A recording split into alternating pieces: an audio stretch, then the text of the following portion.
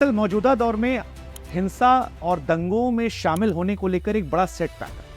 पहले कुछ कट्टरपंथी लोग उकसाने वाले वीडियो बनाते हैं, इसके जरिए तनाव होता है। फिर प्रशासन क्योंकि खामोश होता है वोट बैंक के चलते, इसलिए आग में घी जो है वो सोशल मीडिया डाल देते। इसके बाद अफवाह फैलती है कि भैया उस इलाके में इतने लोग मार दिए गए, या फिर ऐसी अफवाह आती है कि यार उधर पता है हमारे घरों में घुस आए हैं।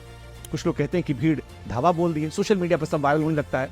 और इन सब के बीच में हमारे आपके जैसे वो आम आदमी जिसे कुछ लेना देना नहीं, जो शांति से जिंदगी जीना चाहता है, एक दूसरे के साथ प्यार रह जाता है, उसके पास कुछ लोग आते हैं और कहते हैं अबे तुम्हारा खून कब खौलेगा, नामर्द हो, तुम्हारा खून खून नहीं पानी है, तुम्हें धर्म या कौम से कुछ लेना देना नहीं, तुम अपने धर्म अपनी कौम के नहीं हुए, तुम किसके होगे।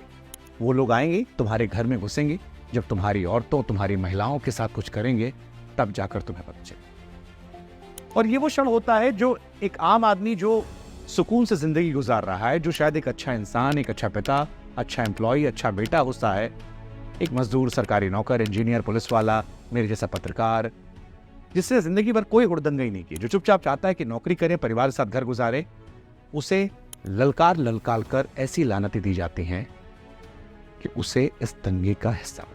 वो इस दंगे का हिस्सा बनता है, दो ग्रुप में लड़ाई होती है, आगजनी होती है, हत्या होती है। अलग अलग राज्यों में अलग अलग आरोप लगते हैं कि जिसकी सरकार है वो सरकार अपने वोट बैंक के हिसाब से एक्शन लेती है, लेकिन सच ये है कि इन दंगों में जो दोषी होते हैं उन पर कार्रवाई नहीं होती।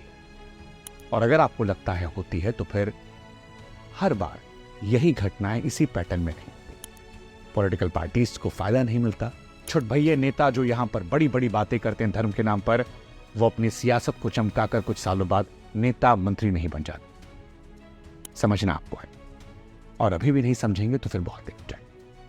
वैसे दंगे कराने का तरीका जो है ये नया नहीं है, बहुत पुराना है। आप ना समझ होंगे, लेकिन 1860 में अंग्रेजों ने जब इंडियन पैनल कोड बनाया था तो उस वक्त भी इसका जिक्र किया गया।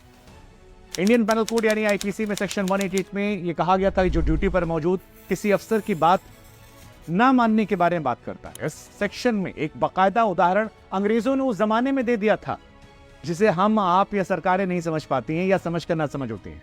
इसमें कहा गया था कोई पब्लिक सर्वेंट एक ऑर्डर देता है कि भैया फलाने गली में जाने से वहां पर हिंसा हो सकती है, वहां पर मौजूद कोई आदमी ऑर्डर को नहीं मानता है, उसी रास्ते से यात्रा निकलती है, और अगर दंगे खतरा होता है तो सेक्शन 188 के तहत उसे जुर्म माना जाएगा। अब इसमें समझने वाली बात यह है कि जो बात अंग्रेज 1860 में समझ गए थे, जिस बात का फायदा उठाकर राजनीतिक दलों की सरकारें वोट बैंक के लिए एक एजेंडा तैयार करती हैं, उसे हम और आप क्यों नहीं समझ पाते?